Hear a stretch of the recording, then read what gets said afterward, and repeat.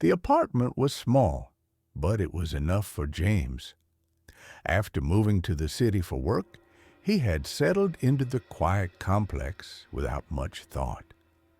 The rent was reasonable, the neighbors kept to themselves, and the walls were thick enough to muffle the sounds of city life. It was the kind of place where people came and went, where doors closed and locked behind them, where no one paid much attention to anyone else. At first, it felt like a blessing. He liked the solitude, the anonymity, but then the feeling of being watched started. It began as a vague unease, the sense that he wasn't alone even when his door was locked and his curtains were drawn.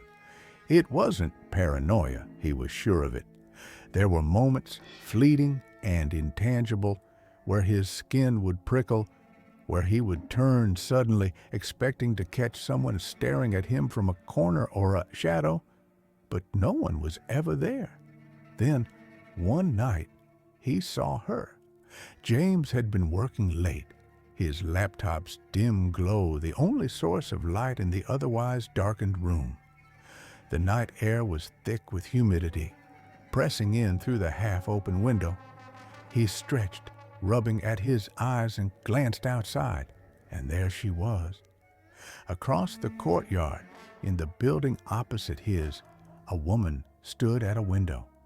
She was motionless, her silhouette barely visible in the faint yellow glow from inside the apartment.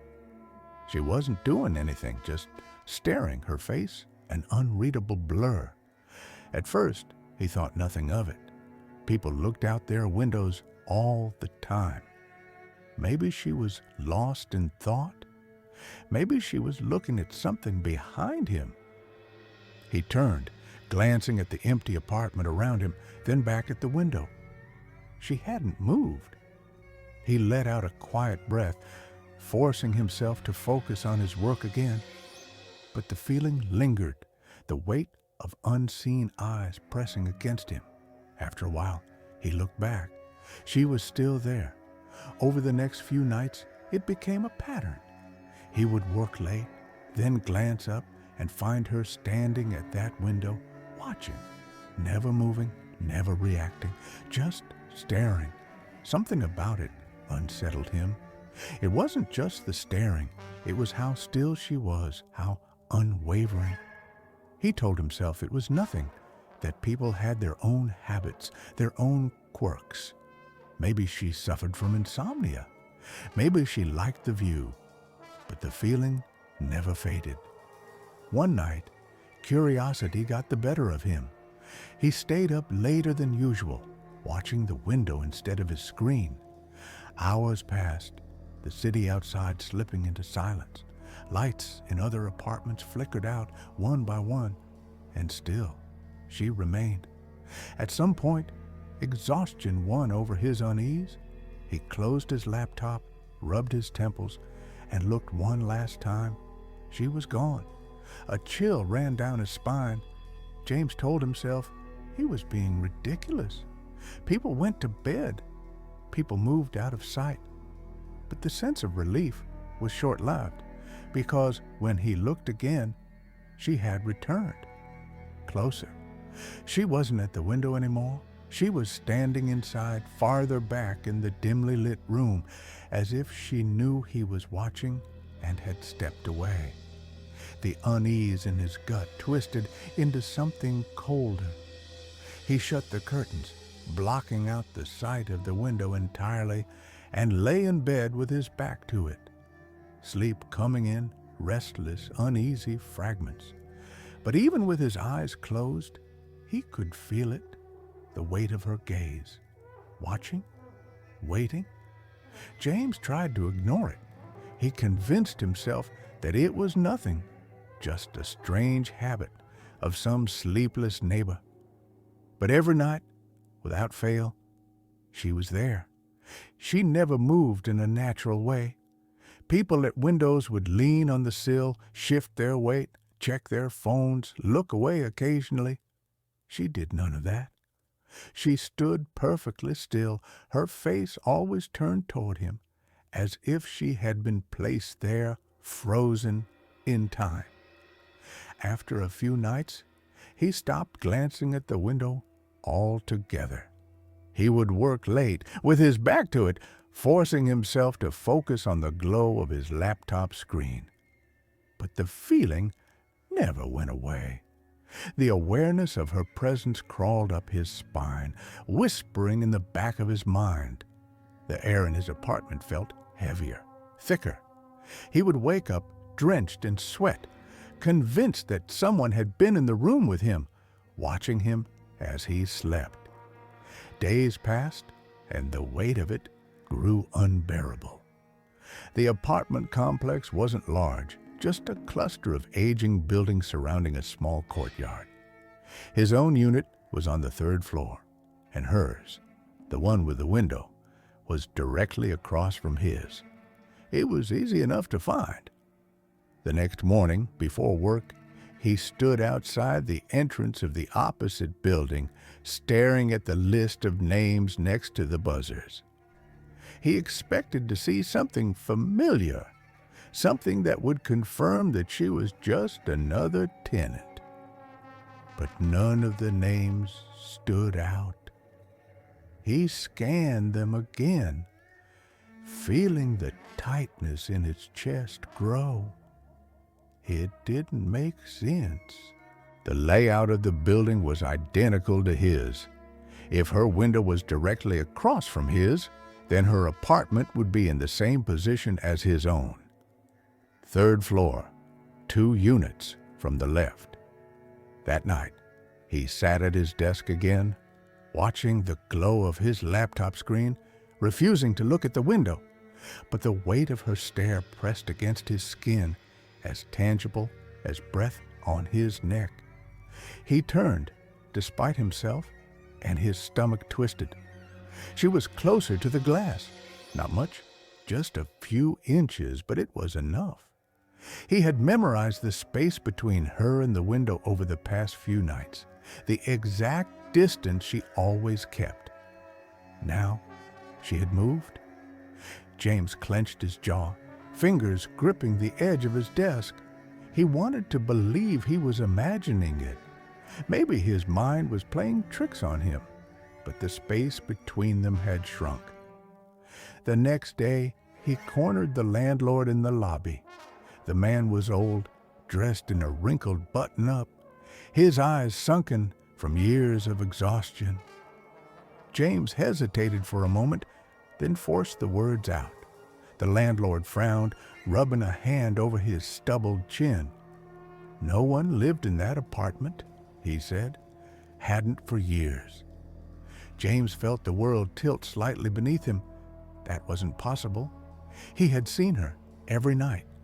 He tried to argue, but the landlord only shook his head, his expression dark. That unit had been empty since before James moved in. It was locked. No one went in or out. A chill seeped into James's bones as he made his way back to his apartment. The landlord had to be wrong. Maybe there was a mistake. A tenant who hadn't updated their lease, a squatter, something. But deep down, he knew better. That night, he didn't work. He sat at his desk with the lamp off, staring at the window. The building across the courtyard loomed in the darkness, the glow of streetlights casting faint, flickering shadows along its surface. And she was there, the same spot, the same posture, but closer. She was pressed against the glass now, her face almost touching it. The dim light from inside barely illuminated her features, but he could make out the pale contours of her face, the hollow darkness where her eyes should be. James swallowed hard. His fingers hovered over his phone, the urge to call someone, anyone, clawing at the edges of his mind. But who would believe him? What could he even say? He squeezed his eyes shut. When he opened them again, she was still there, closer. The window of the empty apartment was slightly open. His breath caught in his throat. It hadn't been opened before. The glass was cracked just enough to let the night air slip in. His own window was open, too.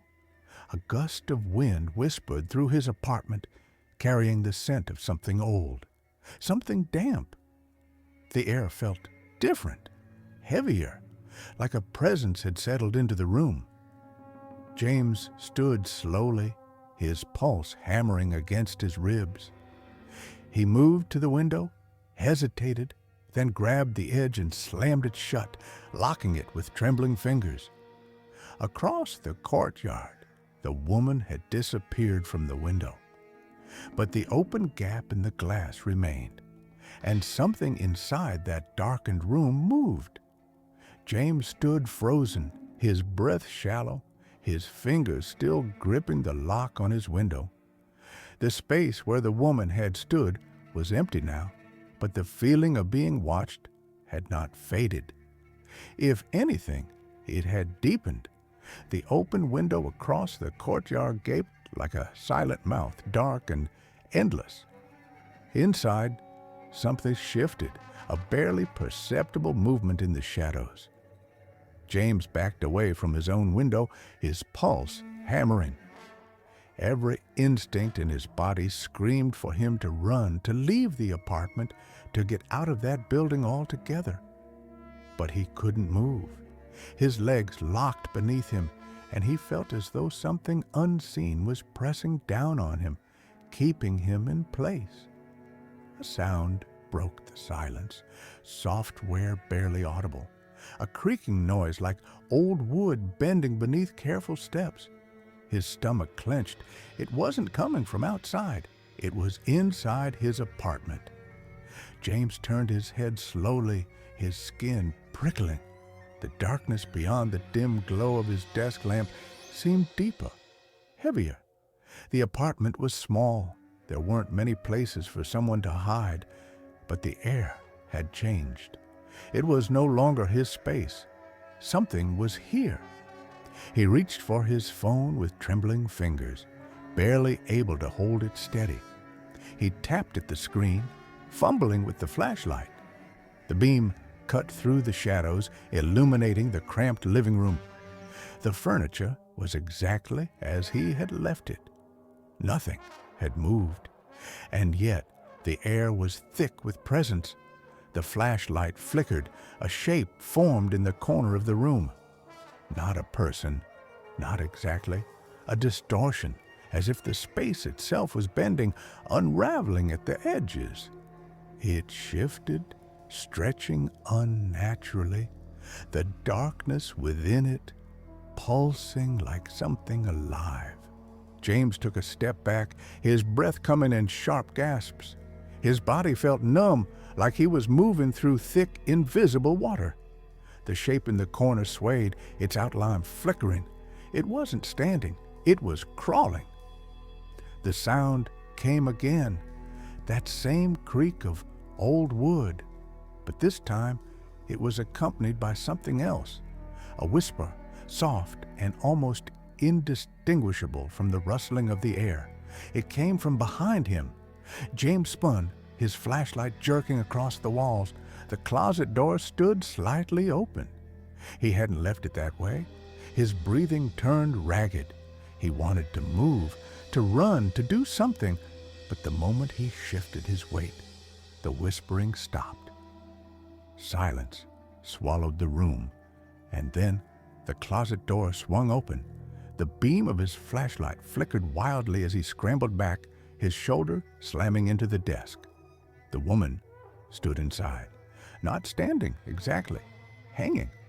Her body was suspended inches above the ground, her head tilted at an unnatural angle.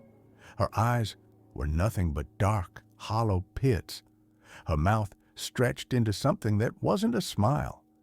James tried to scream, but no sound came. She moved without moving. One moment she was in the closet, and the next she was closer. The air grew frigid, thick with a rotting scent. The walls of his apartment shifted. The space seemed to warp, stretching outward in some places, closing in others. His vision swam, the room twisting around him like a living thing. The whispering returned. It wasn't a language, not words, just sounds. A slow, rhythmic dragging filled the silence, a weight pressing against the air itself. James's flashlight flickered again. The woman's form shuddered. For a moment, she seemed to split apart, her shape unraveling into a twisting void that spread like ink into the walls, the floor, the air itself. He had to move. James bolted for the door, nearly tripping over himself as he grabbed the handle. It wouldn't turn. Locked. Behind him, the whispering rose. A sudden gust of wind blasted through the room, slamming drawers open, scattering papers, overturning his chair. James clawed at the lock, his fingers numb. He couldn't stay here. The whispering turned to laughter, low, broken, rising and falling unnaturally. Then silence. James turned. She was inches from his face. A single breath separated them. He saw into her, into the empty, yawning blackness where her eyes should have been. He saw something inside, a depth that had no end, a hollow, waiting hunger. The darkness pulled. James fell, not backward, not forward, inward. The apartment collapsed around him, its walls folding like paper, its floors disintegrating into shadow, and then nothing. Just the window, just the glass, just the glow of a dimly lit apartment across the courtyard, and a man sitting at a desk, staring at his screen. A man who hadn't yet noticed the woman standing at the window, watching, waiting.